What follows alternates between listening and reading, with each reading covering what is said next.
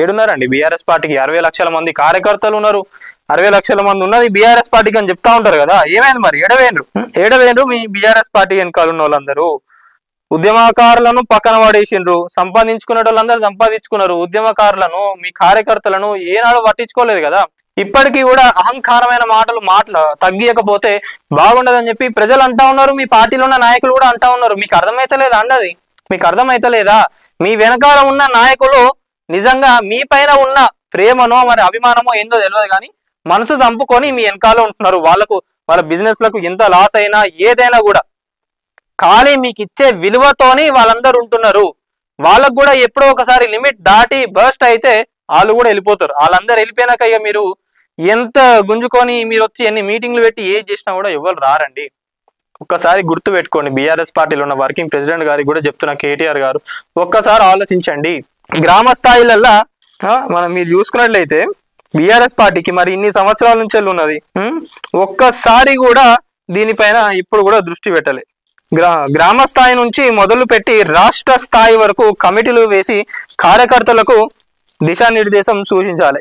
ఇన్ని సంవత్సరాలుగా ఏమున్నది మరి? గ్రామ స్థాయి నుంచి మనం చూసుకున్నట్టయితే ఒక కమిటీలు వేయలేదు, ఏమి వేయలేదు. ఎప్పుడు చేసుకుంటారు ఇవన్నీ? మరి 10 సంవత్సరాలుగా మీరు ఏం చేసిండ్రండి? ఏం చేసిండ్రు? జనాలకు ఇంత ఘనంగా బీఆర్ఎస్ పార్టీ పైన ఉంది, ఏముందనేది మీరు తెలుసుకోండి. మీకు తెలియదా? మీకు తెలుసు, అయినా కూడా మీరు అటువైపు చూస్తలేరంటే మరి దాన్ని ఏమనుకోవాలా అని చెప్పి జనాలందరూ అనుకుంటున్నారు. ఇంతగానం జూబ్లీ హిల్స్ లో కూడా ఇంత బుద్ధి చెప్పినా కూడా ఈ నాయకులు ఎందుకు మార్చలేరు అని చెప్పి ప్రజలందరూ అంటా ఉన్నారు. మీకు నిజంగా మీకు చెప్పింది నమ్మకపోతే నేను అదే అంటున్నా, మీరు పెట్టుకున్న ఆంధ్ర మీడియానో మీరు పైసలు ఇచ్చి తెప్పించుకున్న వాళ్ళు ఎవరైతే ఉన్నారో వాళ్ళని తీసుకొచ్చి పబ్లిక్ టాక్ చేయించుకోండి. మేము చెప్తే మీరు విన్నారు కదా, పైసలు ఎక్కువన్నాయి కాబట్టి మీరు వాళ్ళకి పైసలు ఇచ్చేసి వాళ్ళతోని వాళ్ళు చెప్పిందే నమ్ముతారు కదా. మేము చెప్తే మీరు నమ్మరు. అందుకే ఈ రోజు మీకు సపోర్ట్ చేసే వాళ్ళు కానివ్వండి, మీ వెనకాల వచ్చేటోళ్ళు ఎవరైనా కూడా వాళ్ళందరూ కూడా ఇప్పటికి కూడా మీకు సపోర్ట్ చేయాలంటే ఏం లాభం చెప్పండి? వాళ్ళకి చేసినా కూడా వాళ్ళు పట్టించుకున్నప్పుడు, వాళ్ళు వినప్పుడు ఏం లాభం అని చెప్పి కూడా అంటా ఉన్నారు. ఇట్లున్నది బీఆర్ఎస్ కథ. సో మొత్తానికైతే 10 సీట్లు బై ఎలక్షన్ కోసం చూస్తాను కానీ అన్నిటికీ పోయే ఇంట్రెస్ట్ అయితే కాంగ్రెస్ కి కూడా లేదు. మెయిన్ గా ఈ 2 నియోజకవర్గాలు ఏవైతే ఉన్నాయో, స్టేషన్ గన్పురం, ఖైరతాబాద్, ఈ రెండింటిని కూడా బై ఎలక్షన్ రావాలని చెప్పి రేవంత్ రెడ్డి గారు కూడా చూస్తా ఉన్నారు. ఎందుకంటే ఆ 2 వస్తే ఈజీ అయిపోతుంది.